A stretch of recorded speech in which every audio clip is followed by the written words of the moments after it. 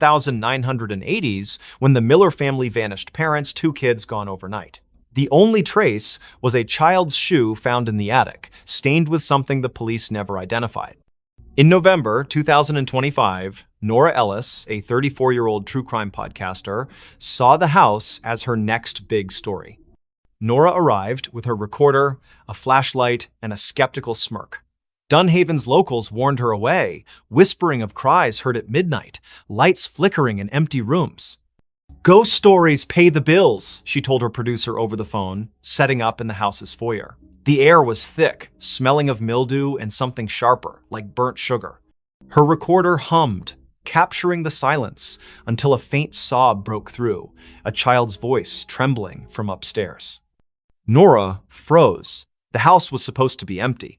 She called out, "Hello?" Her voice echoed, unanswered, but the sobbing grew louder, coming from the attic. She climbed the stairs, their creaks swallowing her footsteps. The attic door was ajar, though town records swore it was nailed shut after the Millers' disappearance. Inside, the air was colder, the darkness heavier. Her flashlight caught a child's drawing on the floor, stick figures in a circle, their heads scratched out, red crayon dripping like blood. The sobbing stopped. Nora's recorder crackled, replaying the cry on loop, though she hadn't touched it. "Help me," the voice whispered, now inside her head. She stumbled back, her flashlight flickering. In its beam, she saw movement, a small figure darting behind a pile of moldy boxes. "Who's there?" she shouted, but the attic was empty again. Her recorder now played a different sound, laughter, high and cruel, layered over the sobs. Nora dug into the Millers' case that night, holed up in a motel. Old newspaper clippings told of the family's odd behavior before they vanished, parents pale and withdrawn, the children, Anna and Tim, seen drawing strange symbols in the yard. A neighbor claimed Anna spoke of friends in the walls who sang to her. The police found no bodies, no clues, only that shoe, a girl's sneaker, size 3, with stains that tested inconclusive. Back at the house the next day, Nora set up motion sensor cameras. At dusk, the sobbing returned, now from the basement. She descended, the stairs slick with dampness.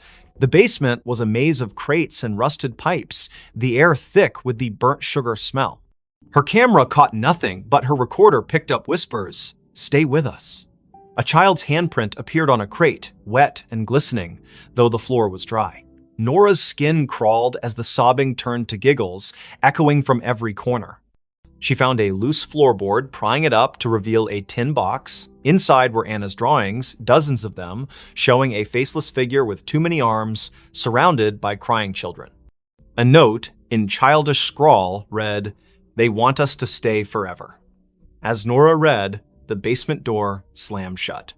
Her flashlight died, and the giggles became screams. Not a child's, but something older, hungrier. "You found us," it hissed. Nora's cameras failed, their footage corrupted, showing only static with faint outlines of a child's face, eyes black. She ran, but the house seemed to shift, hallways looping, doors leading back to the basement. In the attic, the drawings had multiplied, covering the walls, now depicting Nora alongside the faceless figure. Her recorder played her own voice, screaming, though she hadn't opened her mouth. Desperate, she smashed a boarded window, crawling into the thorn-choked yard. The cries followed, now outside, circling her. She stumbled to her car, driving to the motel, but the rearview mirror showed Anna's face, her eyes hollow, her mouth a gaping smile. Nora swerved, nearly crashing, and the face vanished. The next day, she returned with a priest, Father Daniels, who paled at the house's threshold. "This isn't a haunting," he whispered. "It's a trap." He sprinkled holy water, but it hissed, evaporating on the floor. The cries erupted, shaking the walls, and the priest fled, clutching his cross. Nora stayed, recording one last episode. "Whatever took the Millers is still here. It wants me too." That night, Nora vanished.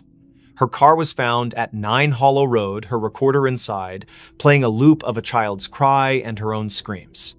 The house was empty, the drawings gone, but neighbors reported lights in the attic. A new family moved in months later, unaware of the history. Their daughter found a shoe in the attic, Nora's stained with something red. At midnight, they heard it, a child's cry echoing from an empty house, calling them to stay. The elevator never stopped on the same floor. In the heart of Ashwood City, where skyscrapers cast long shadows over neon-lit streets, the Crestview Towers stood as a relic of faded glory. Built in the 1970s, its 30 floors housed a mix of offices, apartments, and rumors of strange happenings. By December 2025, most tenants had fled, spooked by flickering lights and whispers in the halls. But for Riley Tate, a 29-year-old freelance coder scraping by, the cheap rent on the 2021 floor was worth the eerie vibes. Riley noticed the elevator's quirk on her first day. She pressed 22, but the car stopped on 13. A floor marked storage on the panel, its doors opening to a dark hallway lined with rusted lockers. The air was stale, smelling of mildew and something metallic.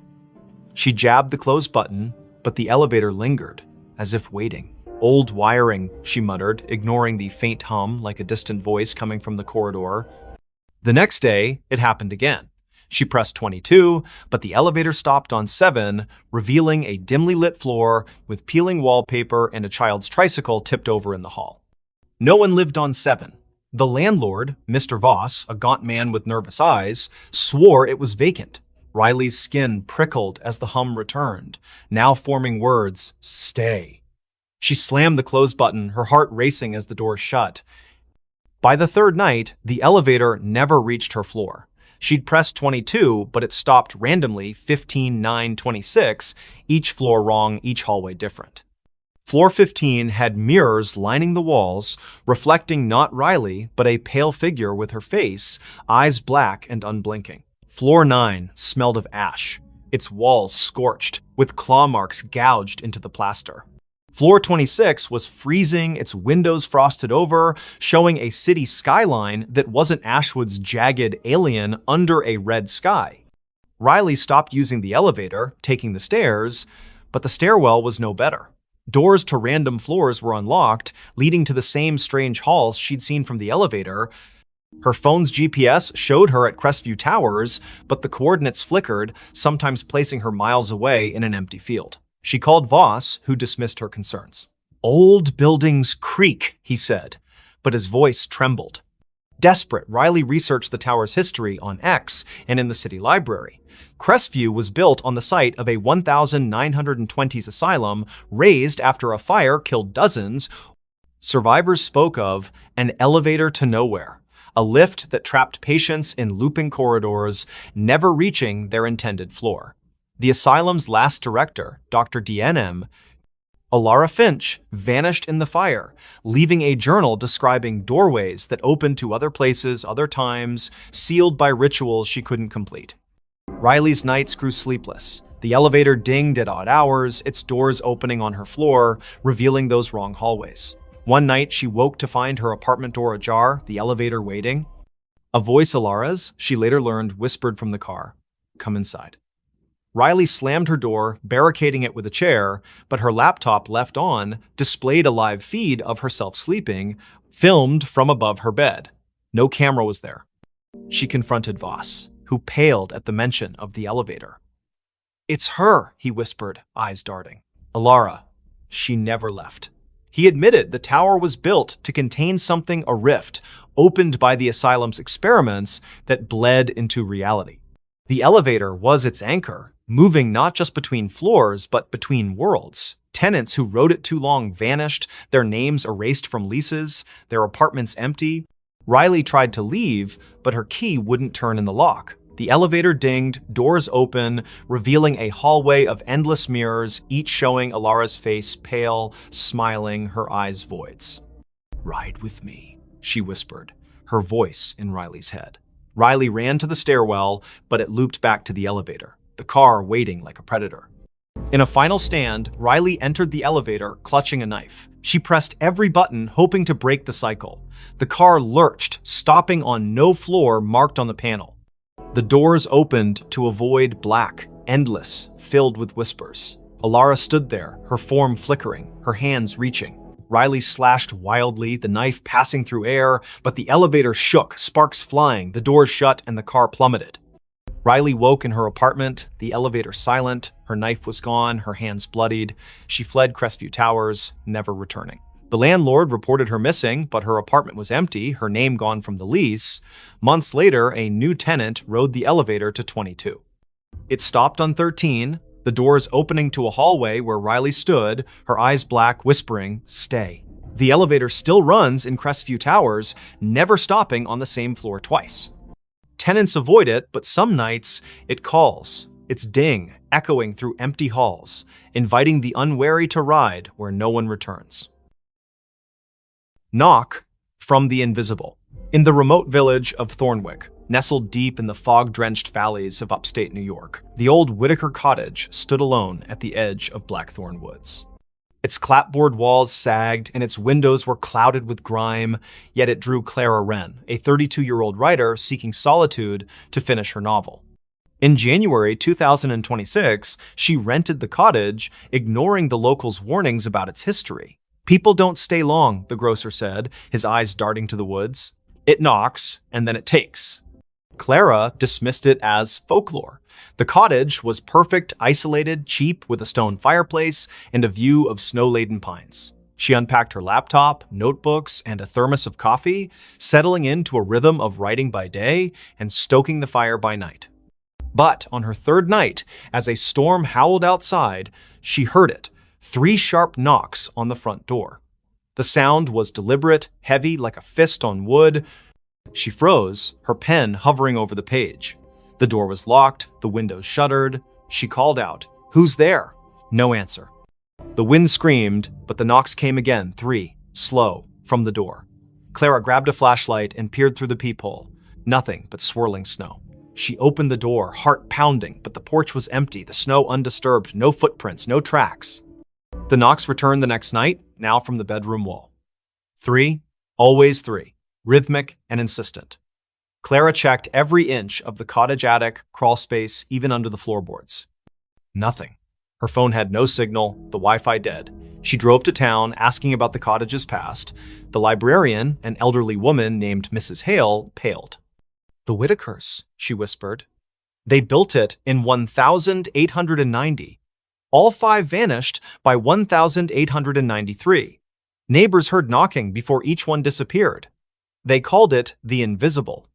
Clara scoffed but bought salt and sage, sprinkling the former around doors and burning the latter, as Mrs. Hale suggested.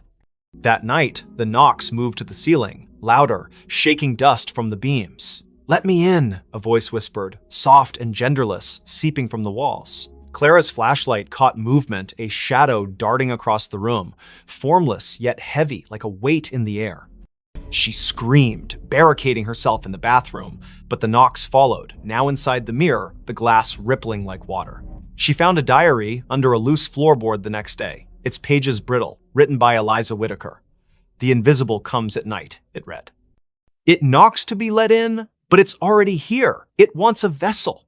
The last entry was scrawled, "I let it in. God forgive me." Clara's hands shook. The diary mentioned a ritual salt and blood to banish it, but warned of a cost. It takes what you love most. That evening, the knocks were everywhere. Walls, windows, even her laptop screen. The air grew thick, smelling of wet earth and decay.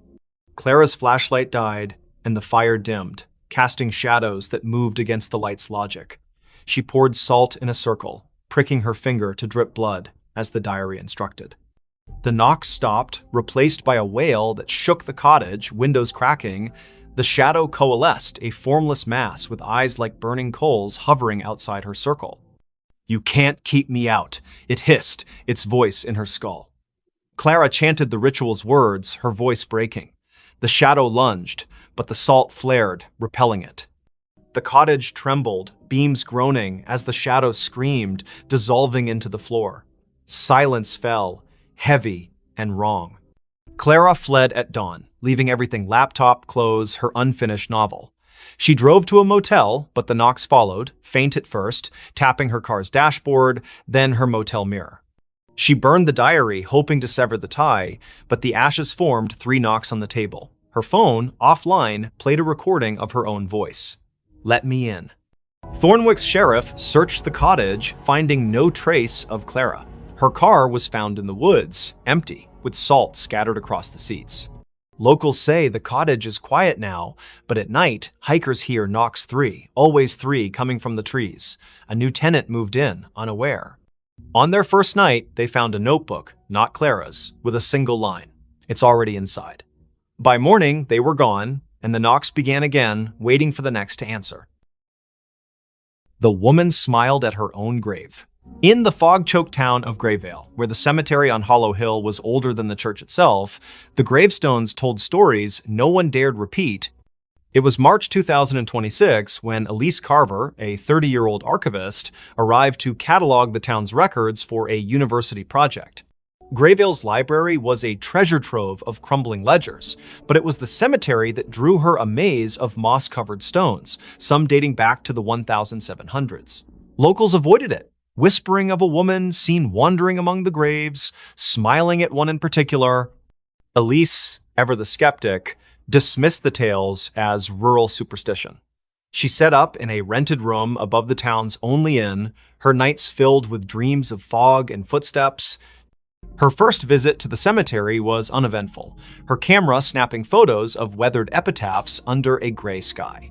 But one grave stood out: Margaret Vane, 1894, 1924, taken by the mist. The stone was pristine, untouched by time, its inscription sharp. Elise's fingers brushed it, and a chill sank into her bones, though the air was still. That night, her photos wouldn't load. The camera's screen flickered, showing not the cemetery, but a woman pale, with dark hair and a smile that stretched too wide, standing before Margaret's grave. Elise's heart pounded. She hadn't seen anyone there. She deleted the image, but her laptop crashed, rebooting to a desktop wallpaper of the same woman smiling directly at her. The innkeeper, Mrs. Dowell, noticed Elise's unease at breakfast. "You've been to Hollow Hill," she said, her voice low. "Don't go back. Margaret doesn't like visitors." She spoke of 1924, when Margaret Vane, a recluse, was found dead in her home, smiling, with no cause of death. Days before, she'd been seen at her own grave, digging in the dirt, her smile unnerving witnesses. Since then, those who lingered at her grave vanished, their names added to the cemetery's mistaken stones. Elise, stubborn, returned to the cemetery. The fog was thicker, curling like fingers around the graves. She found Margaret's stone again, now surrounded by fresh dirt, as if someone had dug and refilled it. Her camera clicked, but the lens caught a shadow moving behind her, a woman, her dress tattered, her smile a slash of white. Elise spun, finding nothing but fog. Her recorder, left running, picked up a whisper: "You're mine." Back at the inn, Elise's dreams turned vivid. Margaret stood at her grave, smiling, her eyes black voids. "Join me," she mouthed, her voice echoing in the room. Elise woke to find her window open, fog seeping in, and her camera full of new photos. Her sleeping, her walking, her standing at the grave, Margaret always behind her, smiling. She burned sage, a trick from her mother, but the smoke formed Margaret's face, grinning. Desperate, Elise scoured the library. A 1924 journal, hidden in a locked drawer, told of Margaret's pact with the mist, a ritual to cheat death, binding her soul to the cemetery. She'd smile at her grave to seal the bargain, trapping others to sustain her. Each victim's name appeared on a new stone, their bodies never found. Elise's name was scribbled in the journal's margin in her own handwriting, though she'd never touched it. That night, the fog invaded the inn. Elise's door wouldn't lock, her phone dead. She fled to the cemetery, hoping to break the cycle. Margaret's grave was open, a yawning pit. Inside, bones gleamed, and a mirror lay propped against the dirt, reflecting not Elise, but Margaret, smiling, her hands reaching through the glass. "Stay forever," she whispered, her voice in Elise's skull. Elise smashed the mirror, shards cutting her hands. The fog screamed, the grave collapsing, burying the bones. She ran, the town blurring past, until she reached a gas station miles away. She never returned to Grayvale. Her photos left behind were found by the innkeeper, each showing Elise at the grave, Margaret's smile growing wider, her face merging with Elise's. Months later, a new archivist came to Grayvale. They found a fresh stone in the cemetery. Elise Carver, 1995-2026, taken by the mist. Locals swear they see her at dusk, standing by the grave, smiling a smile too wide. Her eyes too dark. The fog rolls in thicker now, and those who linger hear a whisper, "Join me." The stones multiply, and Margaret's grave, always pristine, waits for the next name. She vanished in front of everyone. The grand ballroom of the Eldridge Hotel buzzed with excitement on that fateful evening. Crystal chandeliers cast a warm glow over the crowd of 200 guests, all dressed in their finest attire for the annual masquerade gala. Laughter echoed off the marble walls, glasses clinked in toasts, and the orchestra played a lively waltz. At the center of it all was Sophia Laurent, the enigmatic hostess known for her flair for the dramatic. Sophia was a vision in a flowing crimson gown that shimmered like liquid fire under the lights. Her mask, adorned with feathers and jewels, concealed her eyes but not her radiant smile.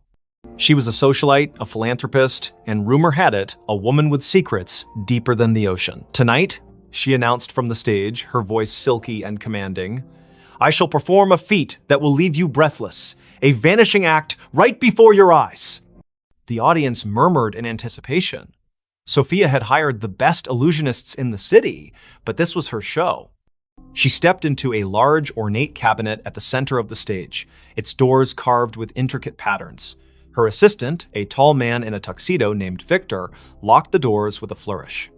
The orchestra swelled to a crescendo as he waved a wand, chanting mock incantations for effect. Then, with a puff of smoke and a flash of lights, Victor swung the doors open. The cabinet was empty, the crowd gasped, then erupted into applause. But as the cheers died down, something felt off. Sophia didn't reappear. Victor scanned the stage, his confident grin faltering. "Ladies and gentlemen, a round of applause for Sophia," he called, but there was no sign of her. Minutes turned into hours. The party ground to a halt as guests searched the ballroom, the hallways, even the gardens outside. Police were called, statements taken. She just vanished. One guest stammered to Detective Harlan Reed, who arrived with his notepad and a skeptical frown. Harlan had seen his share of pranks and publicity stunts, but this felt different. No trapdoors, no hidden compartments. The stage had been inspected thoroughly. Harlan interviewed Victor first. It was supposed to be a simple illusion, the assistant insisted, sweat beading on his forehead. She steps into the cabinet, slips out the back through a panel, and hides in the wings. But when I checked, she wasn't there. The panel was still sealed. Next was Sophia's best friend, Elena, who clutched a champagne flute like a lifeline. Sophia was acting strange all week. She kept talking about escaping the illusions of life.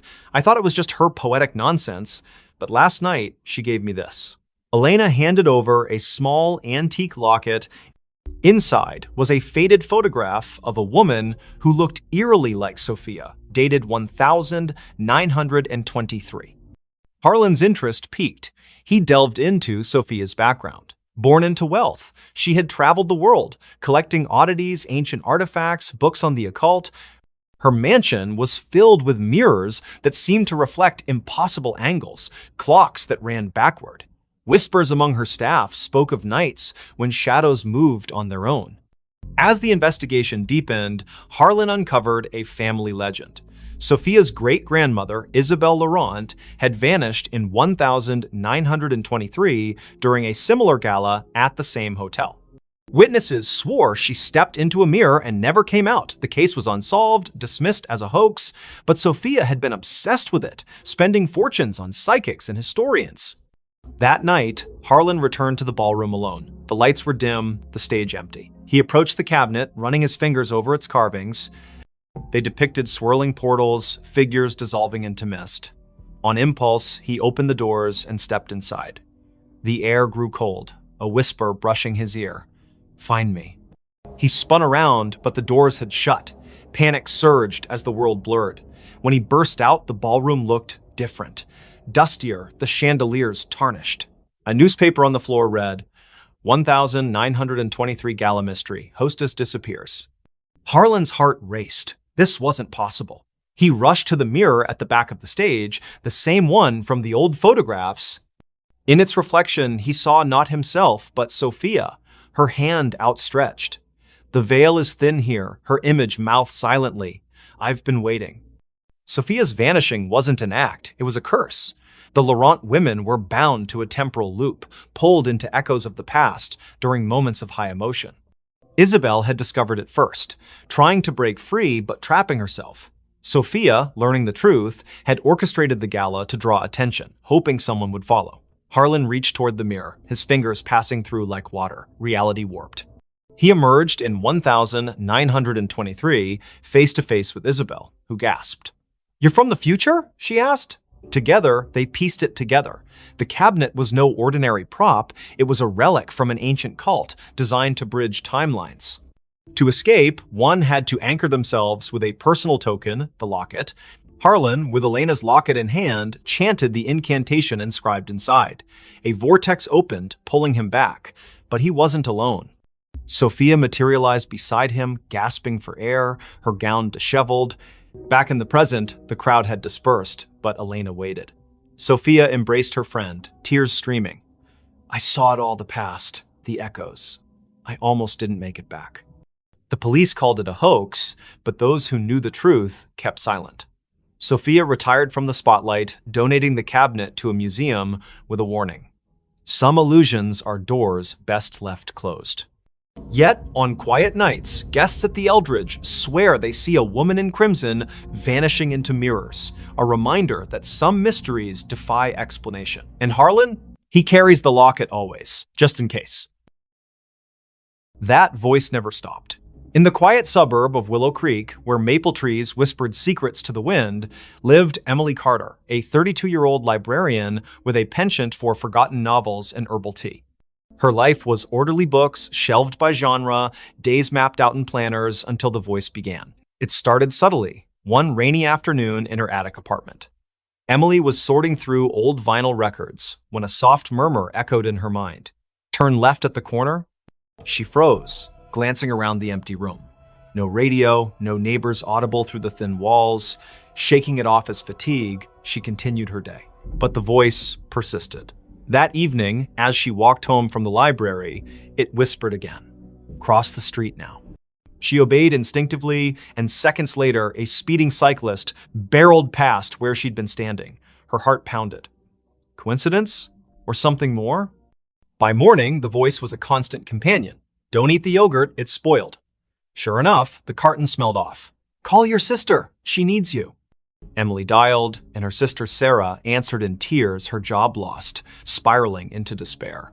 The voice guided Emily through comforting words, turning the call into a lifeline. At first, Emily embraced it. Guardian angel, she joked to herself, researching auditory hallucinations online. But doctors found nothing wrong. No tumors, no schizophrenia markers. Stress-induced, one psychiatrist said. Yet the voice grew bolder, more insistent. Go to the park at dusk, bench by the fountain. Emily complied, curiosity overriding caution. There, an elderly man sat, clutching a faded photo. The voice urged, ask about his daughter. The man, Mr. Harlan, poured out his story, a child lost decades ago in a hit and run. Emily's questions led to a breakthrough. She recalled a library archive mentioning a similar unsolved case.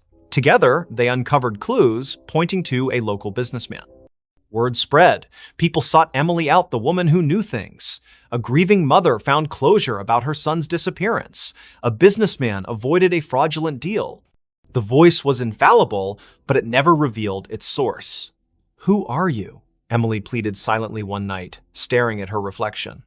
A friend, it replied, warm yet distant. As months passed, the voice's demands escalated.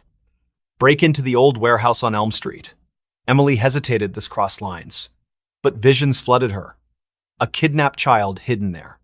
She went, heart racing, and found the boy, alerting police anonymously. Heroic, yet terrifying. The voice was reshaping her life, pulling her from quiet anonymity into shadows of danger. Then came the nightmares. Emily dreamed of a car crash, twisted metal, screams, her own face behind the wheel. Waking in sweat, she demanded answers. Tell me the truth! The voice sighed. I am you, Emily, from the future. Disbelief shattered her, but fragments aligned. The crash in her dreams? A memory, not a premonition. In 2047, Emily would invent a neural implant for time echo communication, sending warnings back to prevent tragedies. But a glitch trapped her consciousness in a loop, echoing eternally to her past self. The voice never stops because you never let it, it explained. I chose this to save lives, to rewrite fates. But the cost, isolation, madness creeping in. Emily recoiled. Was her life a puppet show? She tried ignoring it, drowning it with music, pills, but it persisted. Save the girl on the bridge tonight. Defiant, she stayed home. The next day's news. A suicide off the Willow Creek Bridge. Guilt crushed her. Resigned, Emily accepted her fate. She became a vigilante of sorts, guided by her future self's whispers. Years blurred. The voice grew fainter, wiser. On her deathbed, surrounded by those she'd saved, Emily smiled. Thank you, she thought. No, the voice replied softly. Thank you for listening. And in that moment, as her eyes closed, she glimpsed the loop closing a young Emily in the attic, hearing the first whisper. The voice never stopped, it simply began anew. The house that was never on the map. In the fog-shrouded hills of rural Vermont, where GPS signals faltered and old paper maps yellowed in glove compartments, stood a house that defied existence. Dr. Elias Thorne, a cartographer by trade, discovered it by accident during a surveying trip in the fall of 2023. His equipment glitched near Blackwood Forest, a blank spot on every digital map, an oversight on the antiques. Curiosity piqued, he hiked through the brambles and emerged at a clearing. There it was, a Victorian mansion, ivy-choked and weathered, its spires piercing the gray sky like accusing fingers.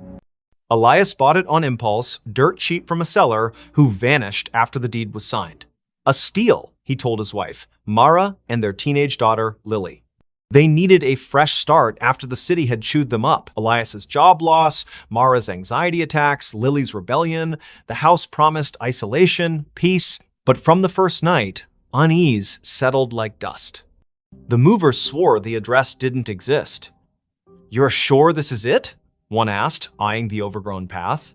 Inside, the room smelled of damp earth and forgotten whispers. Elias laughed it off, but Lily found the first anomaly. Her phone's map app showed an empty field where the house should be. Glitch, she muttered, but zooming in revealed nothing. No streets, no landmarks, just void. That evening, as rain lashed the windows, strange sounds began. Not creaks or groans, but echoes, faint conversations from empty rooms, like recordings of lives long past. Mara heard children's laughter in the attic, though the stairs led to a bricked-up wall. Imagination, Elias dismissed, burying himself in his maps. He spread them across the dining table, marking the house's location obsessively. But no matter how he plotted coordinates, the ink bled, lines curving away as if repelled. Lily explored the basement first. Flashlight in hand, she descended creaking stairs into a labyrinth of cobwebbed shelves. Amid dusty crates, she found a leather-bound journal dated 1897. The entry spoke of a builder, Harlan Crow, who constructed the house as a sanctuary from the world's gaze. But later, pages devolved into madness. The walls shift. Doors open to nowhere. It hides us from maps, from reality itself. The last entry, we are not alone. The others, they never left. That night, Lily dreamed of shadows peeling from the walls, forming humanoid shapes that whispered her name. She woke to find her bedroom door ajar, leading not to the hallway, but to a mirrored corridor stretching infinitely. Panicking, she slammed it shut. In the morning, it was normal again. Bad dream, she told herself, but bruises on her arms suggested otherwise. Elias noticed changes too. Rooms expanded or contracted overnight. The kitchen, once cozy, now felt cavernous, echoes amplifying every footstep. He measured it, dimensions impossible, defying Euclidean geometry. Non-Euclidean spaces, he murmured, recalling Lovecraftian tales. Mara found solace in the garden, but the flowers wilted under her touch, petals curling like screams. The horrors escalated. One evening, during dinner, the lights flickered. When they stabilized, Lily was gone. Elias and Mara searched frantically upstairs, basement, outside, no trace. But from the vents came her voice, faint and distorted. "Help, it's pulling me in." They tore at wallpaper, revealing older layers beneath. Faded drawings of trapped figures, hands pressed against invisible barriers. Elias delved into local lore at the town library. Blackwood Forest had a history of disappearances dating back centuries. Settlers spoke of a fold in the world, a place where reality thinned, swallowing the unwary. Harlan Crow, it turned out, was an occultist who built the house on a ley line, intending to escape predators and enemies by making it unfindable. But the ritual backfired, anchoring the house in a liminal space, a pocket dimension that fed on inhabitants. That night, Mara vanished too. Elias heard her screams from the attic, now inexplicably accessible.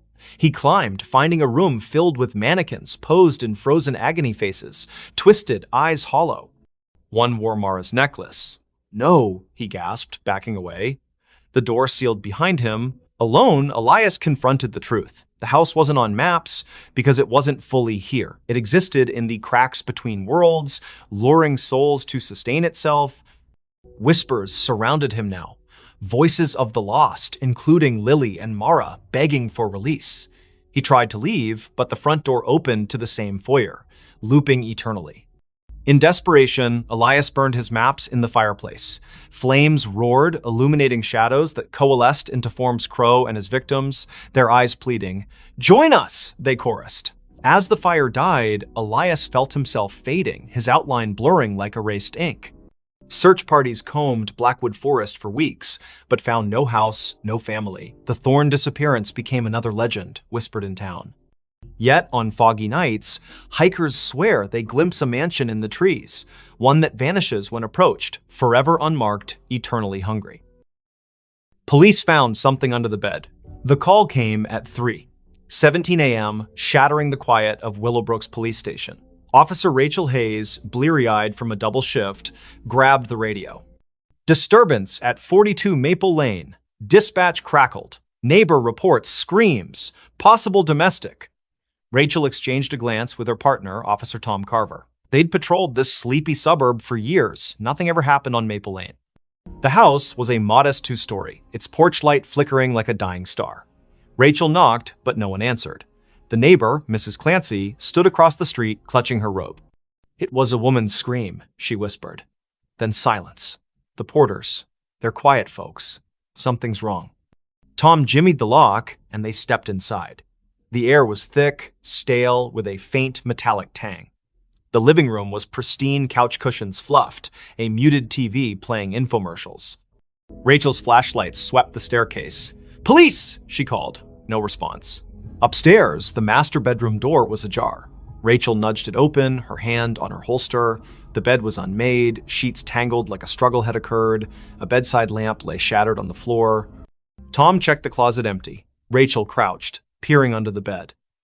Her breath caught. "Tom, get over here."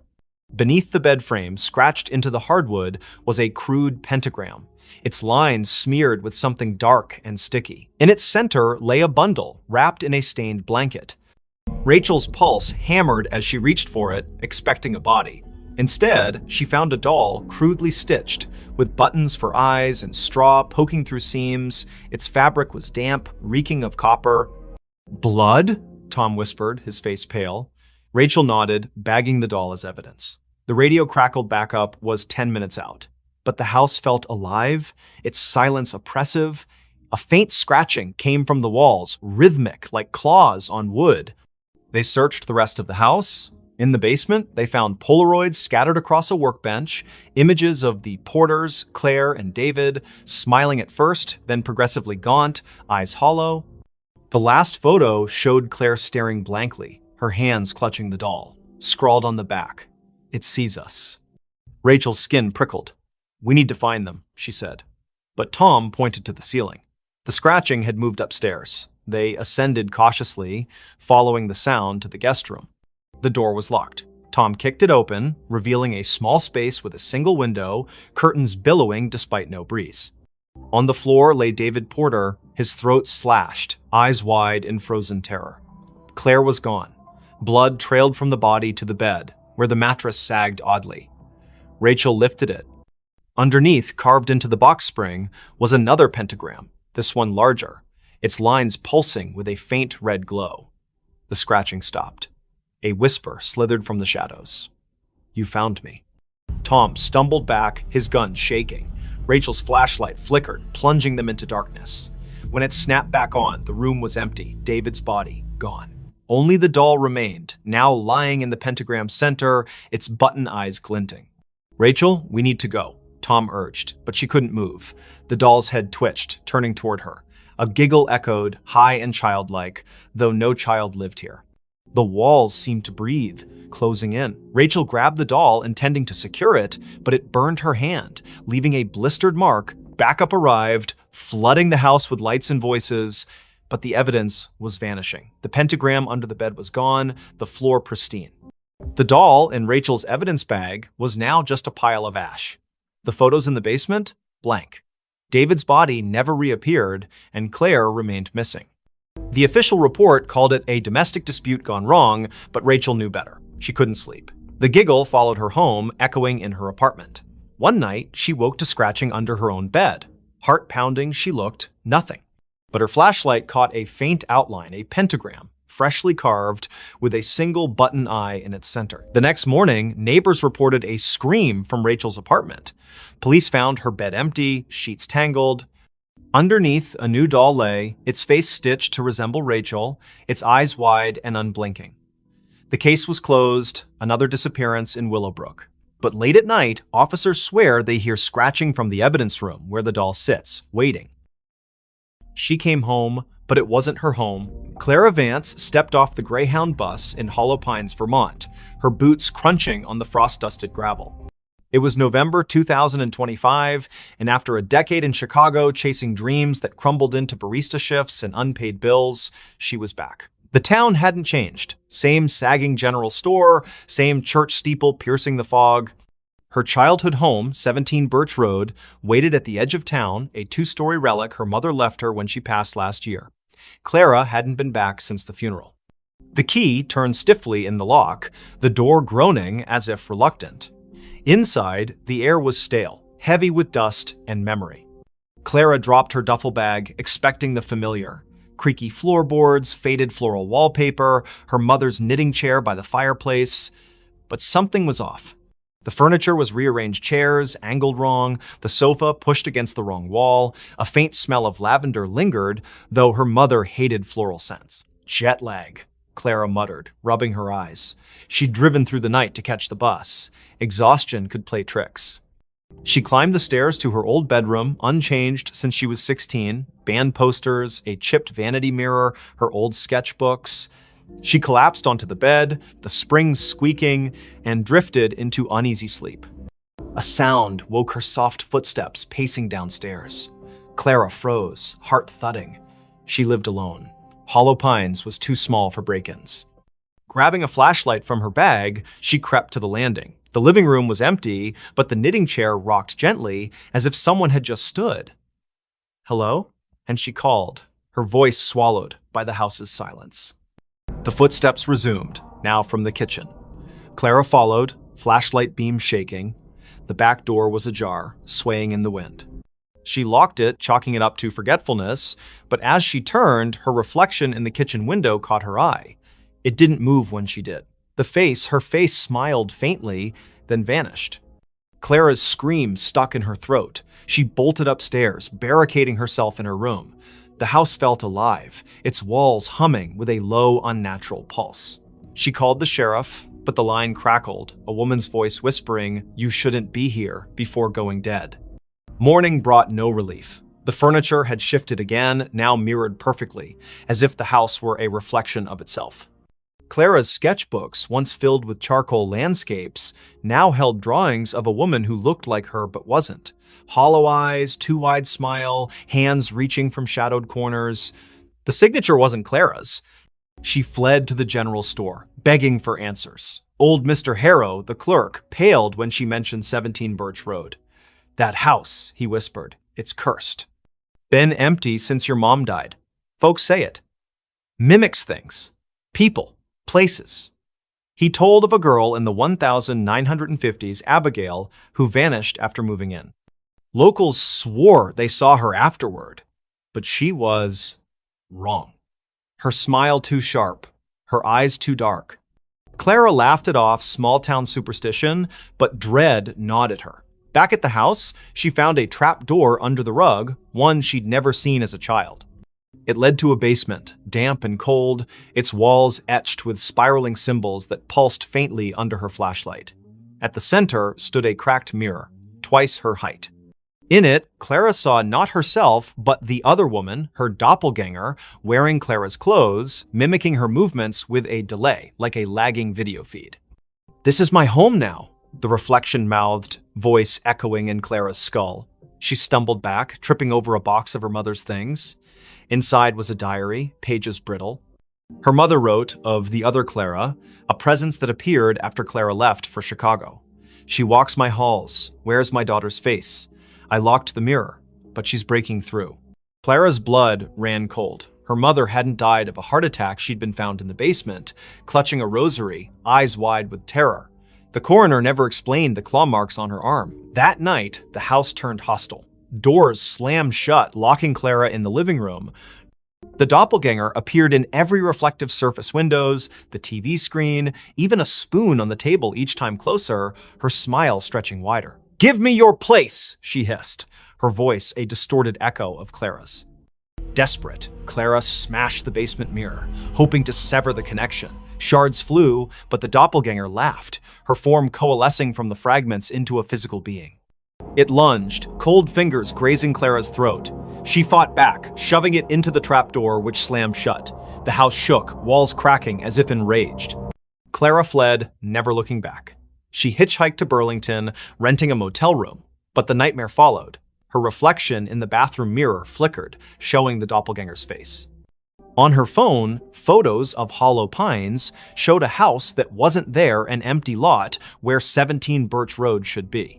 Weeks later, a new family moved into a vacant house on Birch Road. They found Clara's duffel bag, her sketchbooks, but no Clara. Neighbors whispered of a woman seen at dusk, sketching by the church, her smile too wide, her eyes too dark. When police searched, they found a trapdoor, a shattered mirror, and a diary warning of a house that steals souls, replacing them with something else. Clara was never found. But in Hollow Pines, they say she still walks, trying to come home to a house that was never hers. That night, the mirror started talking. The antique mirror arrived at the thrift store on a damp October morning in 2025, its gilded frame tarnished, its glass clouded like a cataract eye. Nora Blake, a 29-year-old artist with a penchant for salvaging broken things, bought it for $10. "It's got character," she told the cashier, ignoring the way his hands shook as he wrapped it.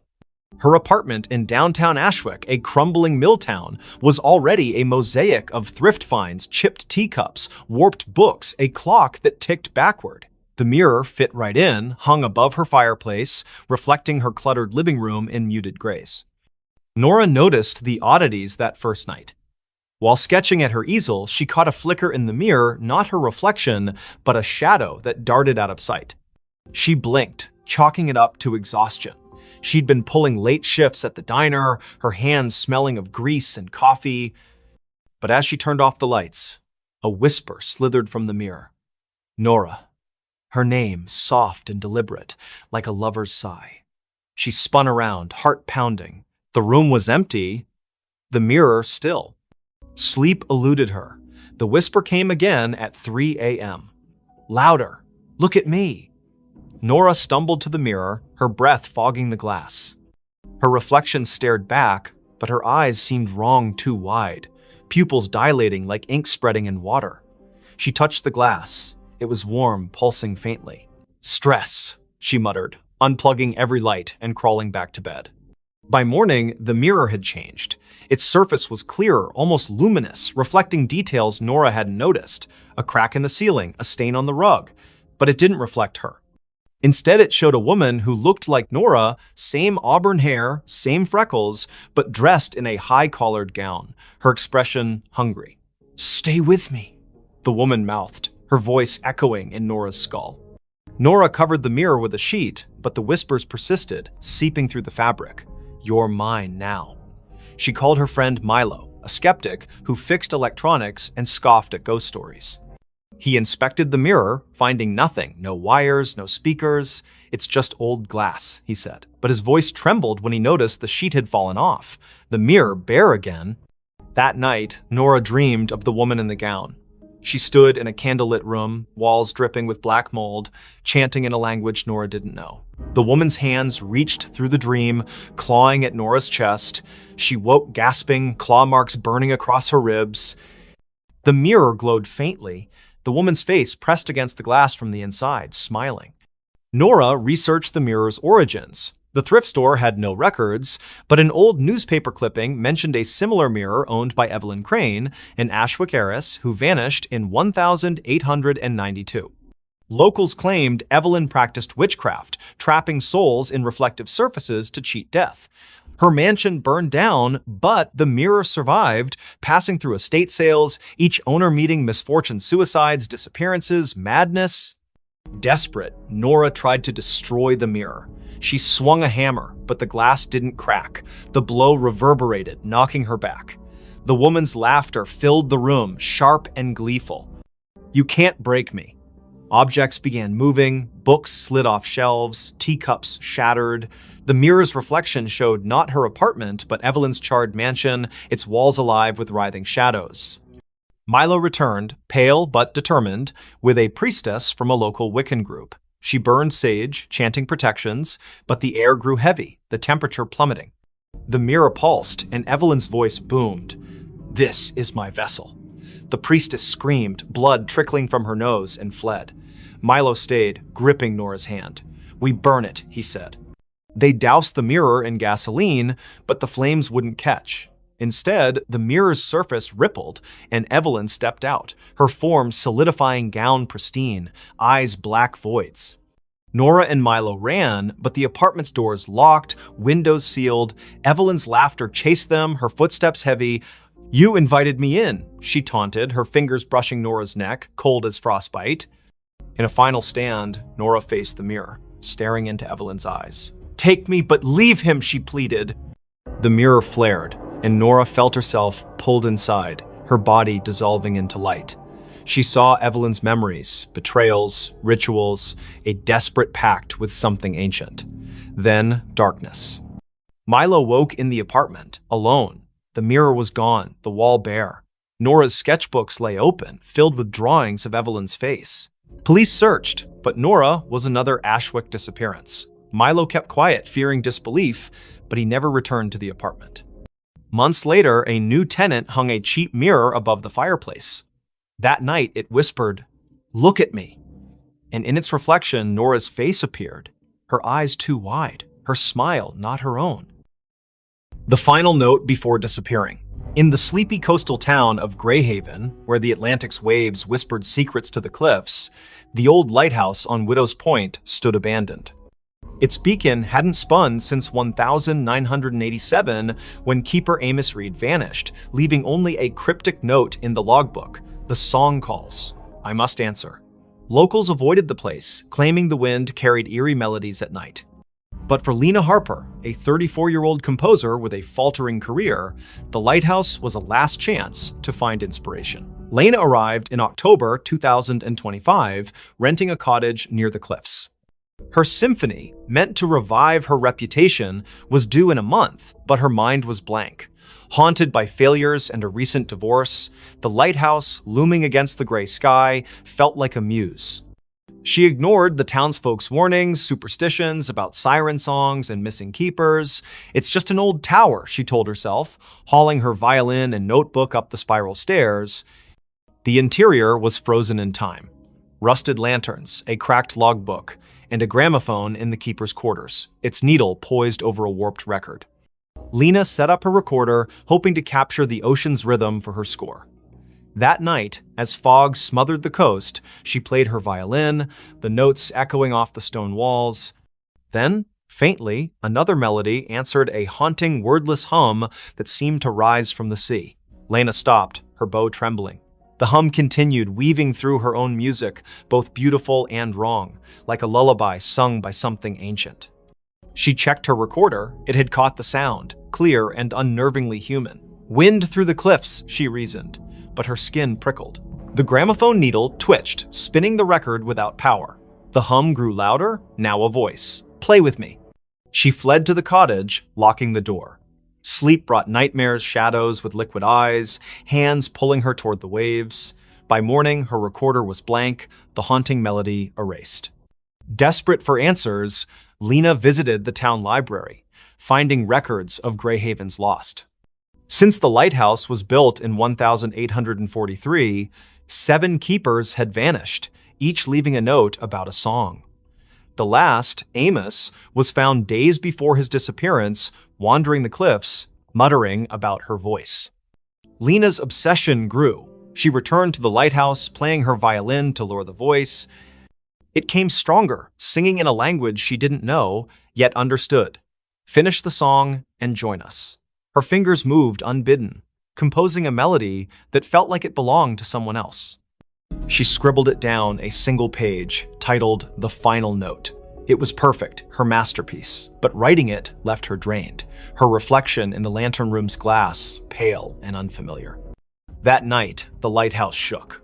The gramophone blared, its record spinning backward, spewing distorted wails. Lena's score glowed faintly on the table, the ink shifting, forming symbols that pulsed like a heartbeat. The voice was inside now. You're mine. Shadows slithered from the walls, their forms humanoid but fluid, eyes glinting like oil slicks. They circled her, humming her own melody. Lena ran, but the stairs looped endlessly, each turn bringing her back to the lantern room. The glass walls reflected not the ocean, but a churning abyss, faces pressing against it. Amos, the other keepers, their mouths open in silent screams. The voice laughed, complete it or stay forever. In a panic, Lena grabbed her score and tore it, scattering the pieces. The shadows shrieked, the lighthouse trembling as if in pain. The gramophone exploded, shards cutting her arms. She stumbled outside, collapsing on the cliffs. Dawn broke, the fog lifting, and the lighthouse stood silent, its door sealed as if never opened. Lena fled Greyhaven, her symphony unwritten. She burned her violin, moved inland, and swore never to compose again. But the melody lingered, humming in her dreams. Months later, a package arrived at her new apartment, no sender, no postmark. Inside was a single sheet of music, her handwriting titled The Final Note. The ink was wet, smelling of salt and decay. She called the Greyhaven sheriff, who sent a deputy to Widow's Point. The lighthouse was empty, the logbook untouched since Amos's note. But on the cliffs, they found Lena's recorder, playing a loop of her voice, singing the haunting melody, though she hadn't returned. Her cottage was searched, her belongings were gone, replaced by a single note. The song calls. I answered. Fishermen avoid Widow's Point now. On stormy nights, they hear a violin over the waves, joined by a chorus of voices that never fade. The lighthouse remains dark, but some swear its beacon flickers briefly, illuminating a figure at the edge of the cliff, playing one final note before disappearing into the sea. The hiker saw something he wasn't supposed to see. The Appalachian Trail stretched like a vein through the dense forests of northern Maine, where the trees grew so thick they swallowed sunlight. Ethan Caldwell, a 28-year-old photographer with a taste for solitude, hiked its lesser-trodden paths in September 2025.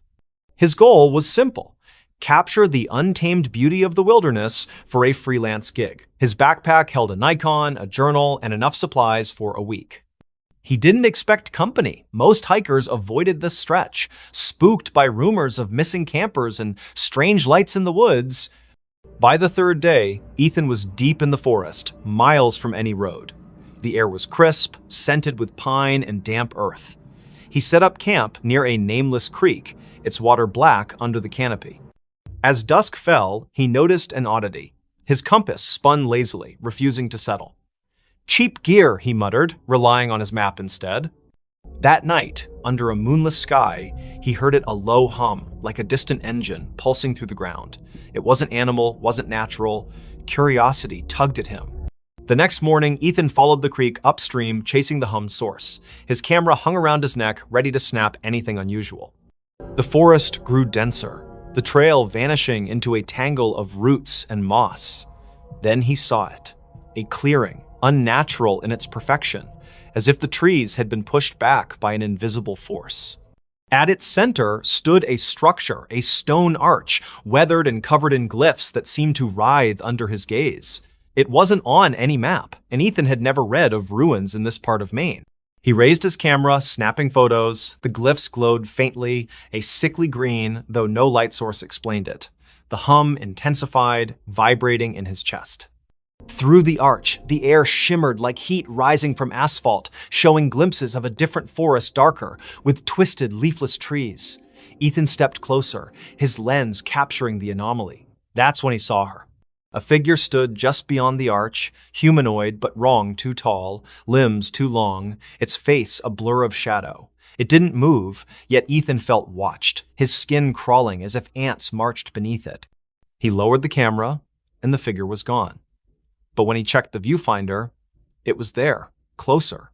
Its face now a featureless void with pinprick eyes. His hands shook as he backed away, the hum now a deafening drone in his skull. Ethan ran, branches clawing at his face. His compass was useless, spinning wildly. The forest seemed to shift, paths looping back to the clearing no matter which way he turned. Panic set in as night fell, the hum replaced by whispers his name, spoken in a voice that wasn't human. "You saw," it hissed, echoing from every tree. He stumbled into his campsite, only to find his tent shredded, his journal open to a page he hadn't written. You weren't supposed to see. Desperate, Ethan checked his camera. The photos of the arch were gone, replaced by images of himself hiking, sleeping, eating, taken from angles that meant someone or something had been watching him for days. The last photo showed him standing before the arch, the figure behind him, its long fingers brushing his shoulder. He hadn't felt a thing. He fled toward the nearest ranger station, 20 miles south, using the stars to navigate. But the forest fought him. Roots tripped him, shadows moved against the wind. At dawn, he found a stream and followed it, hoping for salvation. Instead, it led back to the clearing. The arch loomed larger now, the glyphs pulsing red. The figure stood within, motionless, its void face fixed on him. "Join us," the whispers urged, now a chorus. Ethan's legs buckled, his vision blurring. He saw flashes, other hikers, campers, their faces frozen in terror, pulled through the arch into that other forest. His camera grew heavy, the strap tightening like a noose. He tore it off, smashing it against a rock. The whispers screamed, the arch flaring bright enough to burn his eyes. Ethan ran blindly, collapsing hours later near a logging road. A trucker found him, incoherent, babbling about an arch and eyes in the dark. Rangers searched, but found no clearing, no structure. Ethan's camera was gone, his journal blank except for that one scrawled note. Doctors diagnosed exposure and trauma, but Ethan knew better. He moved to a city, avoiding forests, but the whispers followed, faint at first, growing louder each night. You can't unsee. Months later, a hiker found a single photo wedged in a tree on the Appalachian Trail, a grainy shot of Ethan standing before a stone arch, his face pale, eyes wide. Behind him, a figure loomed, its fingers on his shoulder.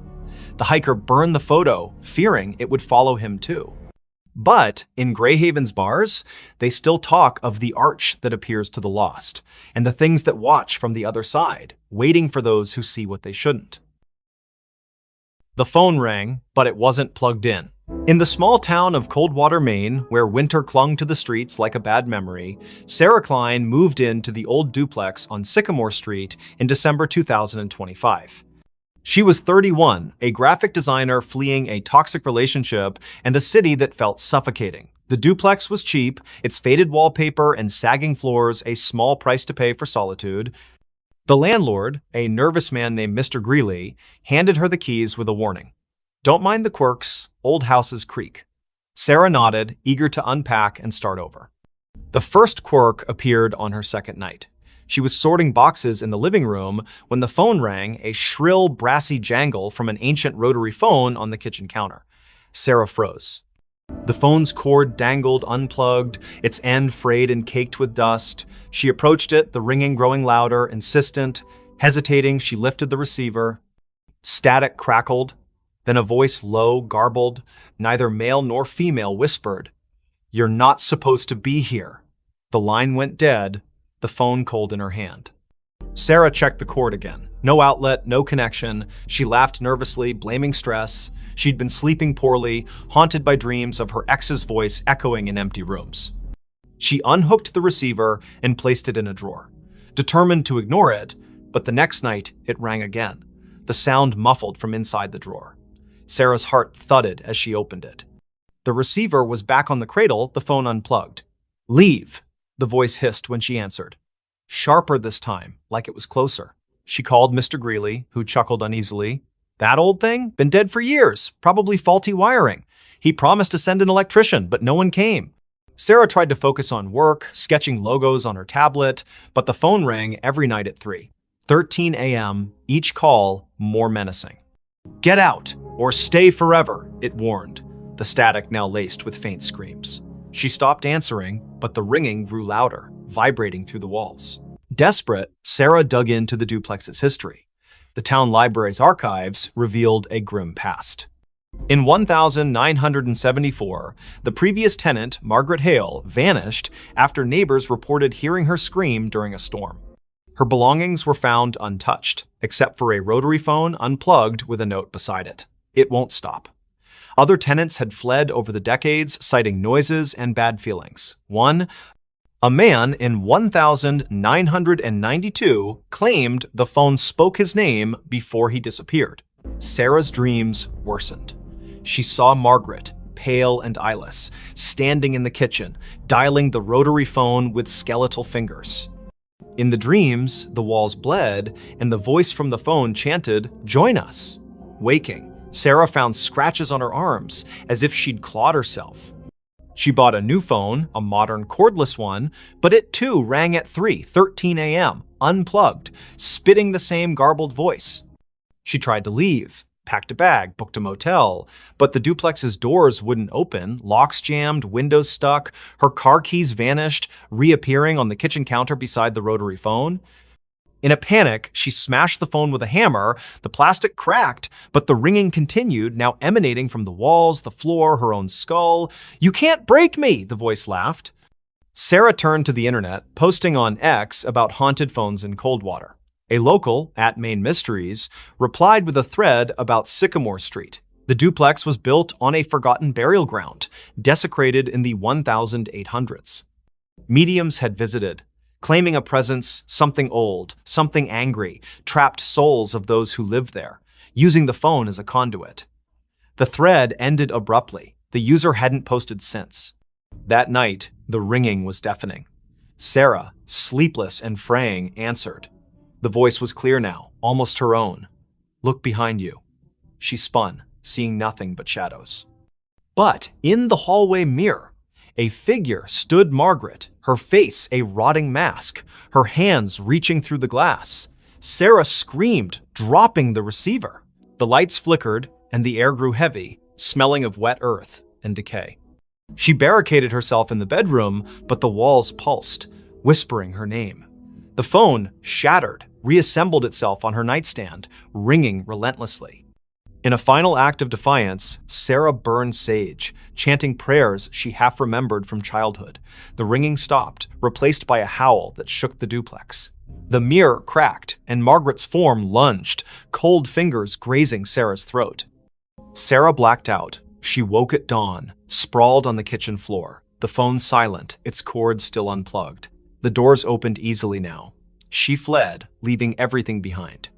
The motel clerk in the next town swore she checked in alone, but Sarah felt watched, the voice's echo lingering in her ears. Weeks later, a new tenant moved into the duplex. They found a rotary phone, pristine, on the counter. That night, it rang, unplugged, whispering a new name. In Coldwater, they don't talk about Sycamore Street anymore. But those who pass the duplex at 3:13 a.m. hear it, a faint brassy jangle, and a voice that begs, "Answer me." They dug up the backyard.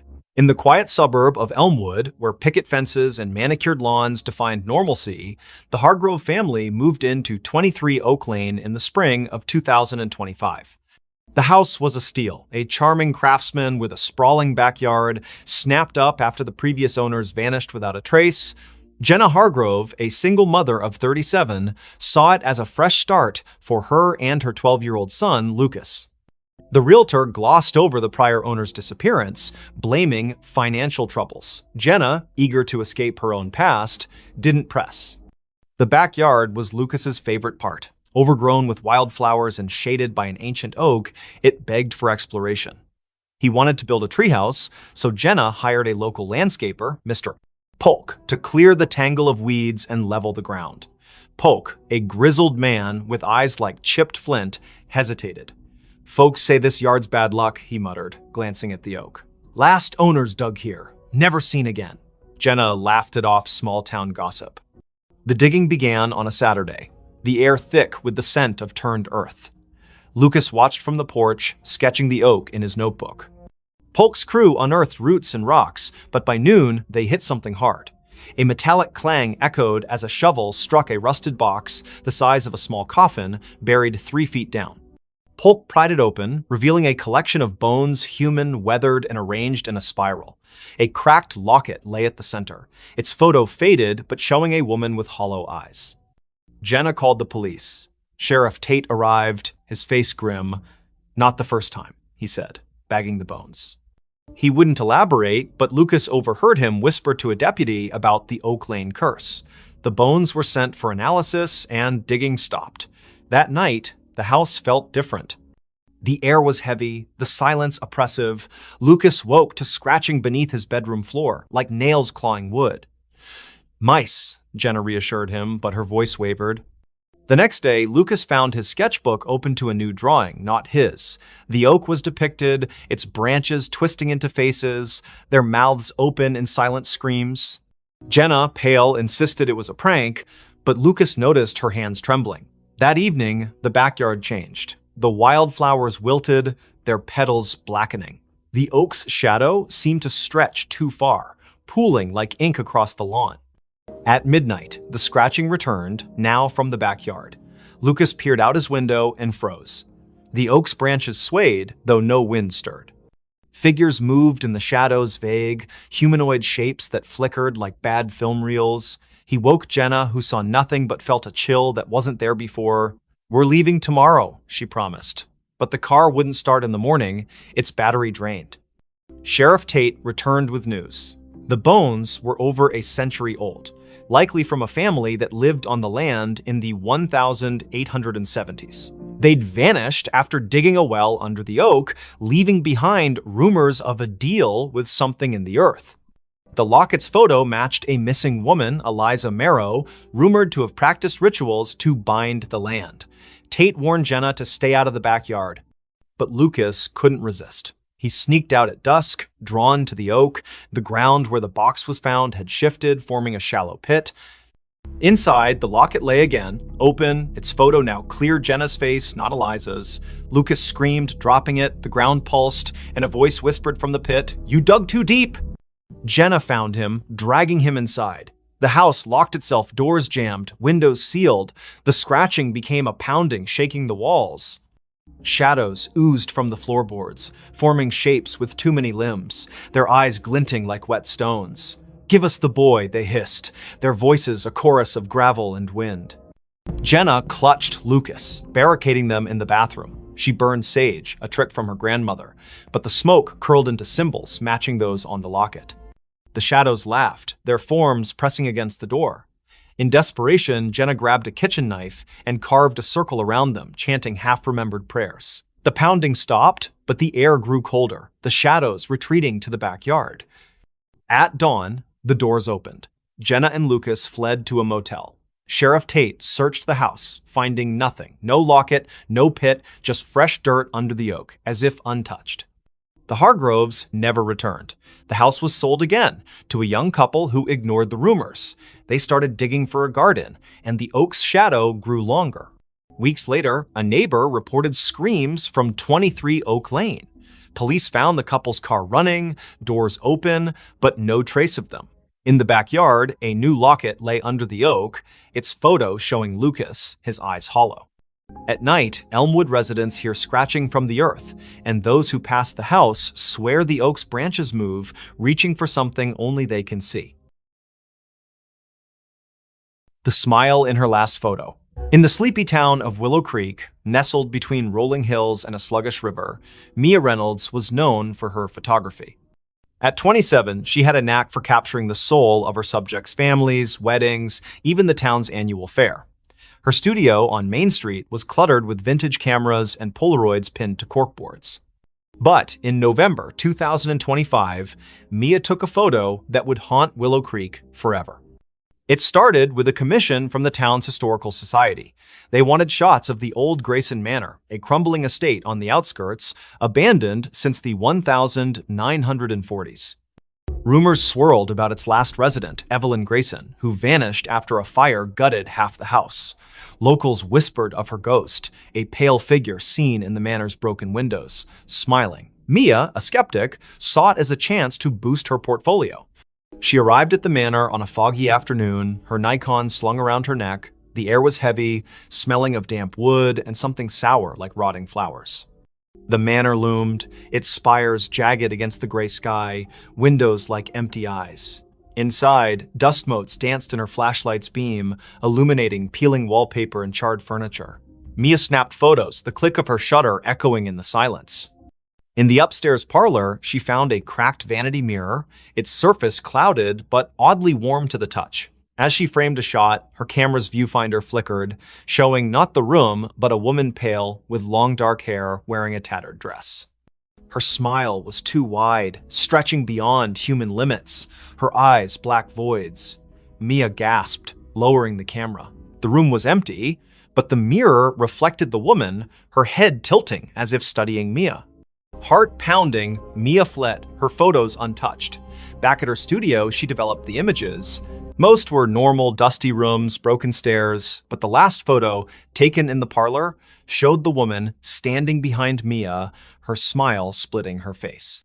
Mia's own reflection in the photo was wrong, her eyes wide with terror she didn't remember feeling. She burned the print, but the image lingered in her mind, that smile searing itself into her dreams. That night, her studio phone rang, though the line had been disconnected for months.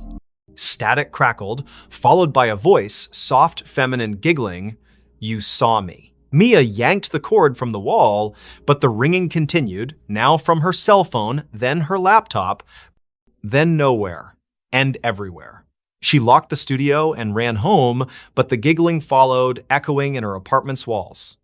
Mia confided in her friend Caleb, a librarian with a passion for local history. He dug into Grayson Manor's past, uncovering Evelyn's story. In 1943, Evelyn, a recluse, was suspected of occult practices. Neighbors reported strange lights and chants from the manor. The night of the fire, Evelyn was seen smiling through the flames, unharmed, before vanishing. Her last photo, taken days earlier, showed that same unnatural smile, her eyes black as ink. Caleb warned Mia to stay away, but she couldn't. The manor pulled her back, her camera heavy in her hands. She returned at dusk, the air colder, the manor darker. In the parlor, the mirror glowed faintly, and the woman Evelyn stepped out, her form flickering like a bad signal. "Take my picture," she whispered, her voice in Mia's skull. Mia's hands moved against her will, snapping a photo. The camera burned her fingers, and the mirror cracked, shards falling like rain. Mia ran, but the manor's doors slammed shut, trapping her. Shadows writhed, forming figures with Evelyn's smile, their mouths stretching impossibly wide. "You're part of me now," they chanted, their voices a chorus of giggles. Mia's camera flashed on its own, each shot showing her own face, morphing, her smile widening, her eyes darkening. Caleb found her car outside the manor the next day, the doors locked, her camera inside. The last photo showed Mia, her face unrecognizable, smiling that same grotesque smile. The manor was empty, no trace of her. Caleb burned the camera, but the giggling followed him home, echoing from every reflective surface, mirrors, windows, even his glasses. Willow Creek sealed the manor, but Mia's photos began appearing around town, tacked to lampposts, slipped under doors. Each showed her with that smile, her eyes black, standing in places she'd never been. Those who kept the photos heard the giggling, saw her in their mirrors. The town stopped taking pictures, afraid of what their cameras might capture. But at night, in Willow Creek's quiet streets, some swear they see Mia smiling, her camera flashing, waiting for someone new to see her last photo. A child's cry in an empty house. In the forgotten outskirts of Dunhaven, a Rust Belt town where factories stood like tombstones, the house at 9 Hollow Road was a local legend. Its windows were boarded, its paint peeled like dead skin, and its yard was a jungle of thorns. No one had lived there since the 1980s when the Miller family vanished parents, 2 kids gone overnight. The only trace was a child's shoe found in the attic, stained with something the police never identified. In November 2025, Nora Ellis, a 34-year-old true crime podcaster, saw the house as her next big story. Nora arrived with her recorder, a flashlight, and a skeptical smirk. Dunhaven's locals warned her away, whispering of cries heard at midnight, lights flickering in empty rooms. "Ghost stories pay the bills," she told her producer over the phone, setting up in the house's foyer. The air was thick, smelling of mildew and something sharper, like burnt sugar.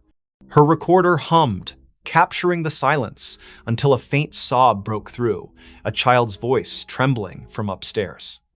Nora froze. The house was supposed to be empty. She called out, "Hello?" Her voice echoed, unanswered, but the sobbing grew louder, coming from the attic. She climbed the stairs, their creaks swallowing her footsteps. The attic door was ajar, though town records swore it was nailed shut after the Millers' disappearance. Inside, the air was colder, the darkness heavier. Her flashlight caught a child's drawing on the floor, stick figures in a circle, their heads scratched out, red crayon dripping like blood. The sobbing stopped. Nora's recorder crackled, replaying the cry on loop, though she hadn't touched it. "Help me," the voice whispered, now inside her head. She stumbled back, her flashlight flickering. In its beam, she saw movement, a small figure darting behind a pile of moldy boxes. "Who's there?" she shouted, but the attic was empty again. Her recorder now played a different sound, laughter, high and cruel, layered over the sobs. Nora dug into the Millers' case that night, holed up in a motel. Old newspaper clippings told of the family's odd behavior before they vanished, parents pale and withdrawn, the children, Anna and Tim, seen drawing strange symbols in the yard. A neighbor claimed Anna spoke of friends in the walls who sang to her. The police found no bodies, no clues, only that shoe, a girl's sneaker, size 3, with stains that tested inconclusive. Back at the house the next day, Nora set up motion sensor cameras. At dusk, the sobbing returned, now from the basement. She descended, the stairs slick with dampness. The basement was a maze of crates and rusted pipes, the air thick with the burnt sugar smell. Her camera caught nothing, but her recorder picked up whispers, "Stay with us." A child's handprint appeared on a crate, wet and glistening, though the floor was dry. Nora's skin crawled as the sobbing turned to giggles, echoing from every corner. She found a loose floorboard, prying it up to reveal a tin box. Inside were Anna's drawings, dozens of them, showing a faceless figure with too many arms, surrounded by crying children. A note, in childish scrawl, read, "They want us to stay forever." As Nora read, the basement door slammed shut. Her flashlight died, and the giggles became screams. Not a child's, but something older, hungrier. "You found us," it hissed. Nora's cameras failed, their footage corrupted, showing only static with faint outlines of a child's face, eyes black. She ran, but the house seemed to shift, hallways looping, doors leading back to the basement. In the attic, the drawings had multiplied, covering the walls, now depicting Nora alongside the faceless figure. Her recorder played her own voice, screaming, though she hadn't opened her mouth. Desperate, she smashed a boarded window, crawling into the thorn-choked yard. The cries followed, now outside, circling her. She stumbled to her car, driving to the motel, but the rearview mirror showed Anna's face, her eyes hollow, her mouth a gaping smile. Nora swerved, nearly crashing, and the face vanished. The next day, she returned with a priest, Father Daniels, who paled at the house's threshold. "This isn't a haunting," he whispered. "It's a trap." He sprinkled holy water, but it hissed, evaporating on the floor. The cries erupted, shaking the walls, and the priest fled, clutching his cross. Nora stayed, recording one last episode. Whatever took the Millers is still here. It wants me too. That night, Nora vanished. Her car was found at 9 Hollow Road, her recorder inside, playing a loop of a child's cry and her own screams. The house was empty, the drawings gone, but neighbors reported lights in the attic. A new family moved in months later, unaware of the history. Their daughter found a shoe in the attic, Nora's stained with something red. At midnight, they heard it, a child's cry echoing from an empty house, calling them to stay. The elevator never stopped on the same floor. In the heart of Ashwood City, where skyscrapers cast long shadows over neon-lit streets, the Crestview Towers stood as a relic of faded glory. Built in the 1970s, its 30 floors housed a mix of offices, apartments, and rumors of strange happenings. By December 2025, most tenants had fled, spooked by flickering lights and whispers in the halls. But for Riley Tate, a 29-year-old freelance coder scraping by, the cheap rent on the 2021 floor was worth the eerie vibes. Riley noticed the elevator's quirk on her first day. She pressed 22, but the car stopped on 13. A floor marked storage on the panel, its doors opening to a dark